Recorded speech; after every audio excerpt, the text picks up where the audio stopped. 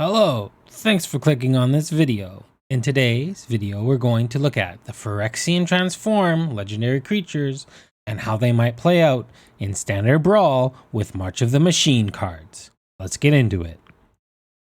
Alright, so our first card up here is Heliod Radiant Dawn, a 4-mana 4/4 legendary enchantment creature god. I'm calling all these creatures the Phyrexian Flips because they all have a transform ability that you use Phyrexian mana. In this case is 3 colorless or 3 generic mana and a Phyrexian blue, so you can pay blue or 2 life to transform this into Radiant Dawn.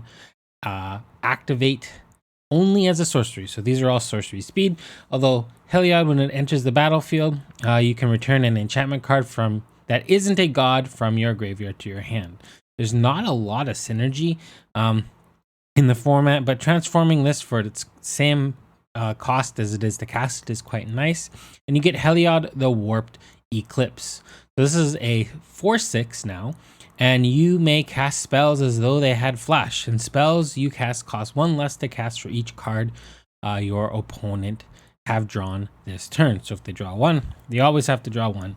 So all your cards in your hand are going to be 1 less, and you can cast them on your opponent's turn. So if you can find a time that is appropriate to flip Heliod the Warped Eclipse and it doesn't die, then you're getting some pretty good advantage. So we're going to look at mostly decent enchantment spells for this commander. We have Seal from Existence. It's a 3 mana. It has Ward 3, so they have to pay 3 extra mana to target this to destroy it. And it enters the battlefield, exile target non-land permanent an opponent controls until Seal from Existence leaves the battlefield.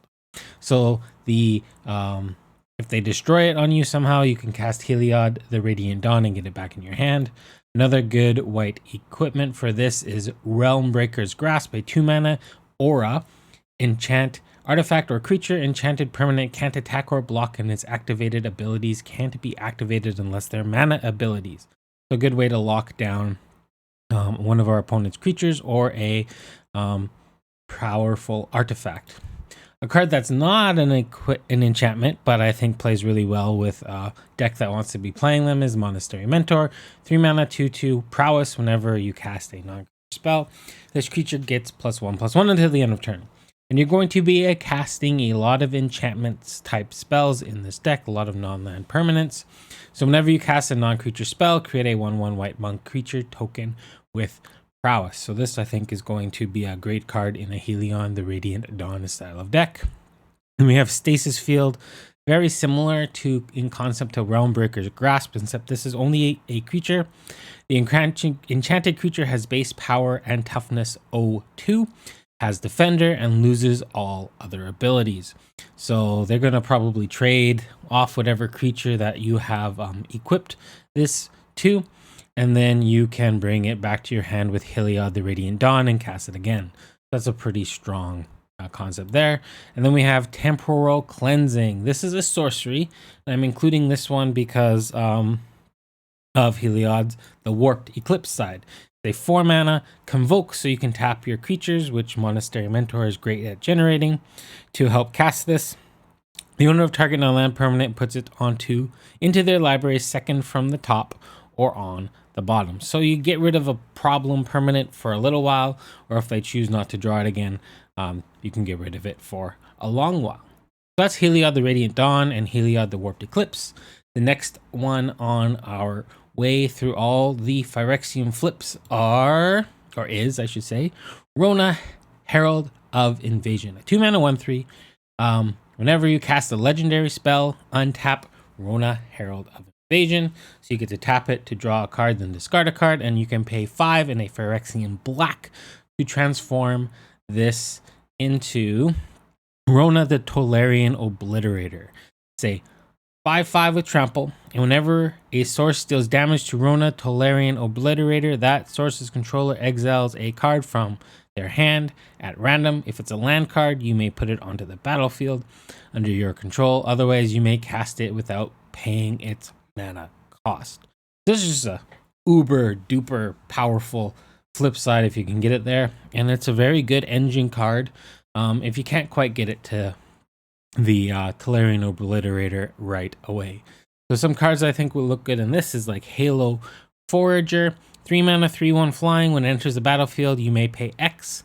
When you do, you may cast a target instant or sorcery card with mana value X from a graveyard without paying its mana cost. If that spell would be put into a graveyard, exile it instead.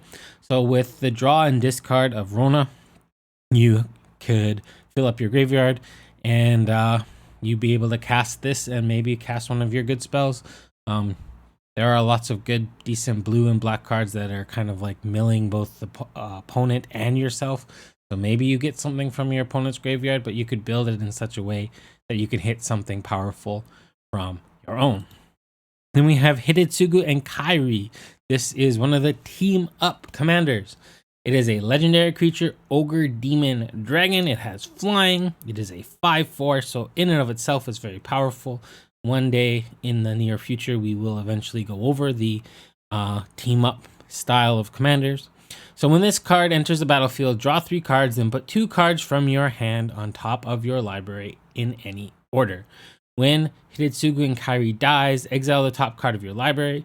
That opponent loses life equal to the mana value. It's an instant or sorcery card. You may cast it without paying its mana cost. So we're going to be playing as many of the good black and blue instants and sorceries. So this is either going to hit something that's going to nug your opponent and maybe destroy a creature, maybe make them discard a card. And you kind of make your opponent guess, do I want to kill it right away? Do I want to wait until they draw a card? And it's just a 5/4 flyer for 5 mana is very powerful too. Then we have Render Inert. So this is a 3 mana sorcery. Remove up to 5 counters from target permanent. Draw a card. So battles are a thing. One of the new mechanics. We'll take a look at those. Again, there are some planeswalkers in this format. There are a lot of 1/1 counter things going on with this. This is 3 mana, pretty much destroy any incubate token. And it just draws a card. So you can target something that has no counters on it because it says remove up to 5 counters from target permanent. So if you just need to cycle this, you can pay 3 mana to draw a card. So upside is right there. Then we have Unseal the Necropolis. This is a 3 mana instant. Each player mills 3 cards. Then you return up to 2 creatures from your graveyard to your hand. So this helps fill your graveyard for Halo Forger and also your opponent's graveyard. So maybe you can cast something that they have. And it can also buy you back a couple of really good creatures that are in your graveyard. So I think it could potentially play really well, especially with Rona being able to draw a card, then discard a card. You can feel more free to discard your creatures because you have a few ways to get them back. And then finally, a random counter spell. I think this Assimilate Essence, the 2 mana counter target creature or battle spell unless its controller pays 4. If they do, incubate 2.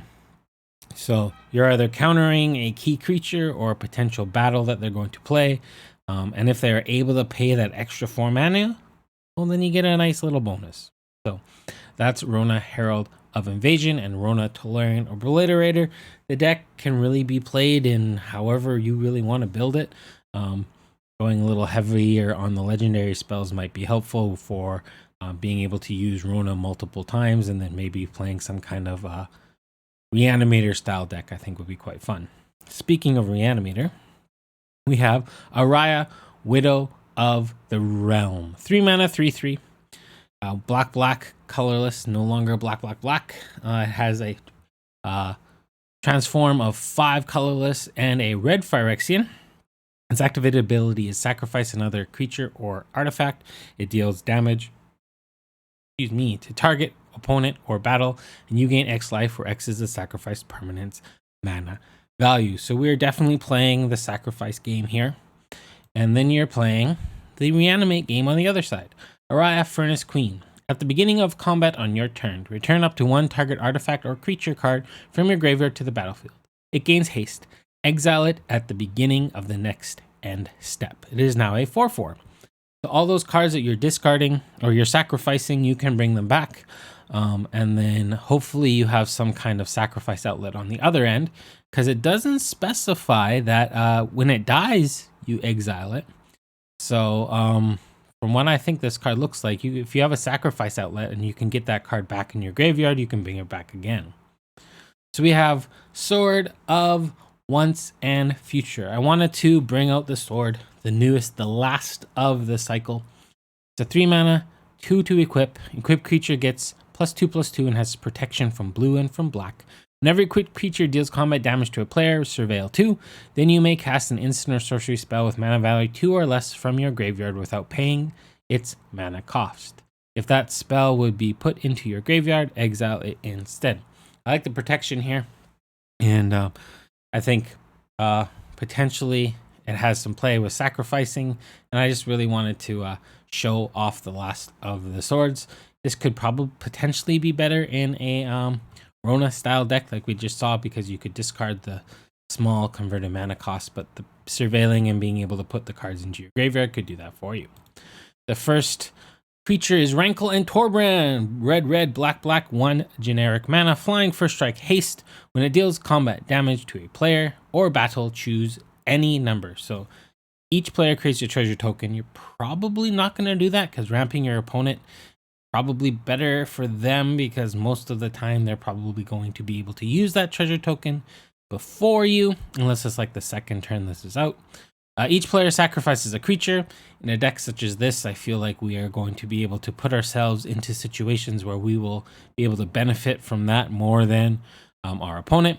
And then if a source would deal damage to a player or battle this turn, it deals that much damage +2 instead. So the first strike ability here makes it so that it deals damage first, and then all of your other creatures deal 2 extra damage on top of whatever they're going to do. Then we have Stormclaw Rager, 3 mana, 2/2, 1, sacrifice another creature or artifact, put a 1/1 counter on Stormclaw Rager and draw a card. Activate only as a sorcery. So this is where Ayara, Furnace Queen, bringing back a creature or artifact, and you will have this out, hopefully. Be able to sacrifice that creature or artifact, put a 1/1 counter on Stormclaw Rager to draw a card, and then rinse and repeat the process. So you're getting back your best creature from your graveyard each turn, and you're able to sacrifice it to draw a card and make this thing 1 bigger. With all the creatures and things going to the graveyard, Archpriest of the Shadows, a 4 mana or 5 mana 4/4. It has backup 1, so it gets to put a 1/1 counter on another target creature, and it gains all of its abilities. Or you can make this as a 5 mana 5/5. It comes into play with Death Touch. Whenever this creature deals combat damage to a player or battle, return target creature card from your graveyard to the battlefield. So we are sacrificing creatures with Ayara. So this being able to bring back one of those creatures that you've sacrificed, or also making it so that it's hard to block another one of your creatures so that they can get in some damage to potentially do this too. I think this is a great deck for Archpriest of Shadows. It probably fits very well with our Rona as well. So then we have Nezumi Informant, a 2 mana 1/1. Whenever it enters the battlefield, each opponent discards a card. So when we play this, we sacrifice it with Ayara. We bring it back with Ayara, Furnace Queen. We sacrifice it with Stormclaw Rager and just empty out our opponent's hand quite efficiently.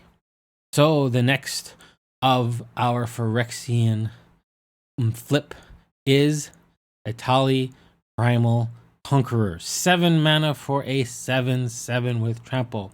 This is Gruul. We get a green transform plus 9 mana, so this is definitely going to be a Gruul ramp deck. It transforms into Etali Primal Skeleton. But before we do that, when Etali Primal Conqueror enters the battlefield, each player exiles cards from the top of their library until they exile a non-land card. So you cannot whiff, you cannot miss with this. You may cast any number of spells from among the non-land cards exiled this way without paying their mana cost. So you get a 7 mana 7/7 with Trample that also gets to cast 2 spells for free. Now, you might whiff in a sense by getting like a counter spell or getting something that is just not useful for the board, but you're exiling some cards from your opponent's deck and also from yours, but hopefully you'll be able to hit something pretty powerful. On the flip side, we have Etali Primal Sickness. Trample indestructible 11/11. When Etali Primal Sickness deals combat damage to a player, they get that many poison counters. So you could play this as a ramp style deck. You could play this as a rule poison deck, but you're probably going to go on the end of the ramp style thing. So we have a couple multicolor cards that I think go well with this deck from the new set. Rampaging Geoderm, 4 mana, 3/3, trample haste. Whenever you attack, target attacking creatures or creature gets +1/+1 until the end of turn. If it's attacking a battle, put a 1/1 counter on it. So you can attack as a 4/4. You can attack and give something else a little bit more power and toughness. If it happens to be a battle, then putting a 1/1 counter is a great bonus. The team up for this is Kogla and Yidaro. Green, red, 2 colorless for another 7/7. When it enters the battlefield, choose one. It gains trample and haste until the end of turn, or it fights target creature you don't control. Or if it's in your hand, you can pay green, red, and 2 to discard this to destroy up to 1 target artifact or enchantment, and then shuffle Kogla and Yidaro into your library from your graveyard, then draw a card. So it kills a creature, it kills artifacts and enchantments. You can finish them off if you needed to. It's just kind of a one thing that does it all. It's a very cool card, and I look forward to playing with it and talking about it later. City on Fire is an enchantment that costs 8 mana, but it does have Convoke, so we are ramping, and hopefully we'll have some creatures. If a source you control would deal damage to a permanent or player, it deals triple that damage instead. So imagine putting 33 poison counters on your opponent. That would be a little bit much, but this City on Fire is a very cool card, and I think the Etali Primal Conqueror is definitely a deck where we could try and get that going. And we have Voldaren Thrill Seeker, 3 mana 1/1. It has backup 2, so it puts 2 1/1 counters on a creature, and that creature gains the ability, in this case, 1, sacrifice this creature, it deals damage equal to its power to any target. So we're ramping, we got big creatures. We play Voldaren, or we attack with our big creatures. We get them down to 6, 7, or 8 life. We play Voldaren Thrill Seeker. We put 2 1/1 counters on Kogla and Yidaro.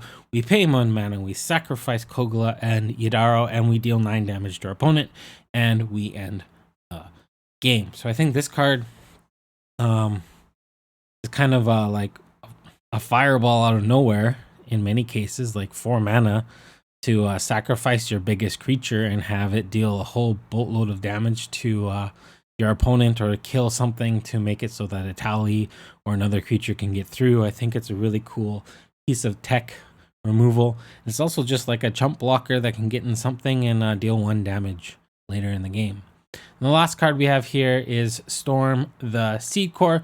4 mana, distribute 4 1/1 counters among up to 4 target creatures you control. Creatures you control gain vigilance and trample until the end of turn.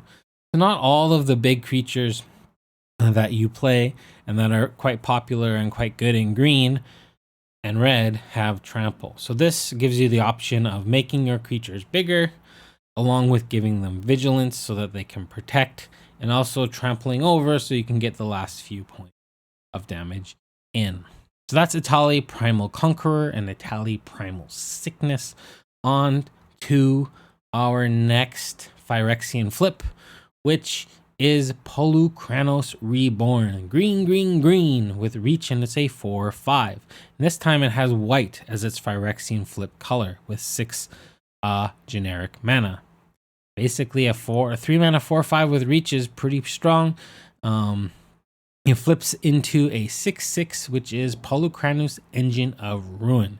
Reach and lifelink 6/6 when Polukranos Engine of Ruin or another non-token Hydra, there are not many Hydras, I believe there's only 1 in Standard Brawl right now, dies, create a 3/3 green and white Phyrexian Hydra creature with reach, and a 3/3 green and white Hydra Phyrexian creature token with lifelink. So it's kind of like what's the card called, the engine, Wormcoil Engine, but you get a reach creature and a lifelink creature, no death touch. So I think of all the Phyrexian Flip guys, this one is probably on the lower end of power, but it does have some really cool stuff to back it up, like Gulta and Mavern. 7 mana, 12/12 trample. Whenever you attack, choose one. Create a tapped and attacking XX green dinosaur creature token with trample, where X is the greatest power among other attacking creatures. Or if you want to be defensive, create X/1/1 white vampire creature tokens with lifelink, where X is the number of other attacking creatures. So you can either make a few to a bunch of 1/1s or one fairly large XX dinosaur. So while Polukranos itself is probably not the most powerful of the commanders, as far as the Phyrexian Flip ones go, it does have a pretty good supporting cast. Botanical Brawler, 2 mana, 0/0, but enters the battlefield with 2 1/1 counters on it. It has trample, and whenever one or more 1/1 counters are put on another permanent you control, if it's the first time 1/1 counters have been put on that permanent this turn, put a 1/1 counter on Botanical Brawler. So we're probably going to be building some kind of 1/1 counter synergy-esque deck, similar to the Incubator token. So Glistening Dawn is a 4 mana sorcery where you incubate twice, X twice, where X is the number of lands you control. So the later in the game this goes, the bigger your Incubator tokens happen, and the bigger the value you get from this card, and it helps bump up the Botanical Brawler. It's easy to think 6, 7, 8 1/1 counters on your Incubator tokens. I think it can definitely get there. I like Serpent Blade Assailant. This is a 3 mana 2/1 backup 1. When this creature enters the battlefield, put a 1/1 counter on target creature. If it's another creature, it gains the following ability, which is Death Touch. So you can make one of your big Tramplers, such as Gulta and Maverna, have Death Touch, which means it only needs to deal 1 damage to kill a creature, and then whatever's left over can trample. You can transfer that over to another creature. It's just, I think Death Touch in a deck like this where you're trying to go really big can be very powerful. And the last card that we're going to talk about in today's video is Boonbringer Valkyrie, the 5 mana 4/4 Flying Angel Warrior. We've talked about this in the past. Backup 1. This backup is flying, first strike, and lifelink. So imagine giving Gulta and Maverna flying, first strike, lifelink on top of its trample, attacking for 13 in the air, just out of nowhere. I think this Boonbringer Valkyrie is one of the more powerful things you can do in this format. And that's kind of the Phyrexian Flip commanders. Thanks for watching the video. If you've gotten this far, obviously the content is piquing your interest. So right here, there's going to be a couple of clicks that you can do where if you want to look at the Praetors and the Planeswalkers from March of the Machines and to see what kind of cards might be good for those, I highly recommend that you click on these videos and give them a watch. So thanks again for watching. Have a wonderful morning, afternoon, evening, or night, wherever you are in the world. From Mr. Pisto to you, stay safe. Bye for now.